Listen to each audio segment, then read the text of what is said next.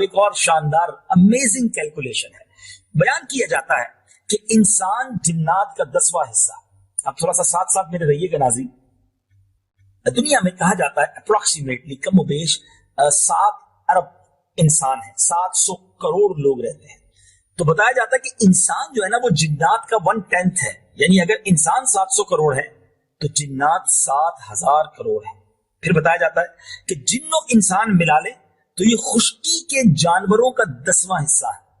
تو اس کا مطلب یہ ہوا کہ 70,000 کروڑ جو ہیں, کیونکہ 7,000 کروڑ تو جنات ہو گئے, ایک اپروکسیمیٹلی ہم سمجھ رہے ہیں, تو 70,000 کروڑ جو ہے وہ خشکی کے جانور ہیں.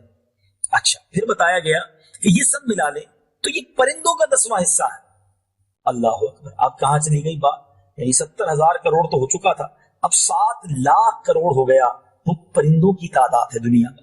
پھر بتایا کہ یہ سب مل جائیں تو بحری جانوروں کا 10واں حصہ ہے, کیونکہ ویسے بھی دنیا میں 2/3 جو ہے, 2/3 تو پانی ہے, سمندر ہے.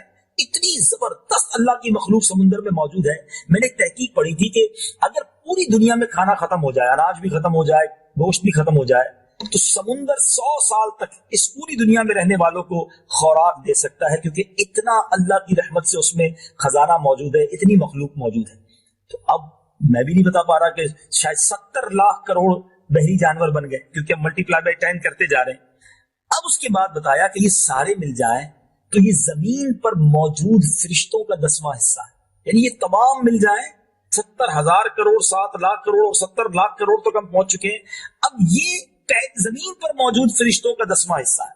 بتایا یہ سارے مل کر پہلے آسمان پر موجود فرشتوں کا 10واں حصہ ہے. یہ سارے مل جائیں تو دوسرے آسمان پر موجود فرشتوں کا 10واں حصہ ہے. کبھی بیٹھ کر یہ کیلکولیشن کیجئے گا. اسی طرح یہ سارے مل کر تیسرے آسمان کے فرشتوں کا 10واں حصہ ہے.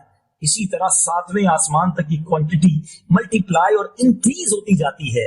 اللہ اکبر.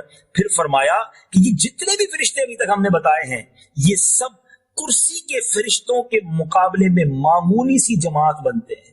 یعنی کرسی کے قریب کتنے فرشتے. پھر فرمائیے سب عرش کے ایک پردے کے فرشتوں کا 10واں حصہ ہے, اور عرش کے پردوں کی تعداد 6 لاکھ ہے. میں بیان کرتا جا رہا ہوں, لیکن جس کو کہتے ہیں نا کہ انگنت, انکاؤنٹیبل, سمجھ ہی نہیں آ رہا کہ عرب کہوں, خرب کہوں, یا پتہ نہیں اس کے بھی اوپر کوئی فگر ہو. اتنے فرشتے.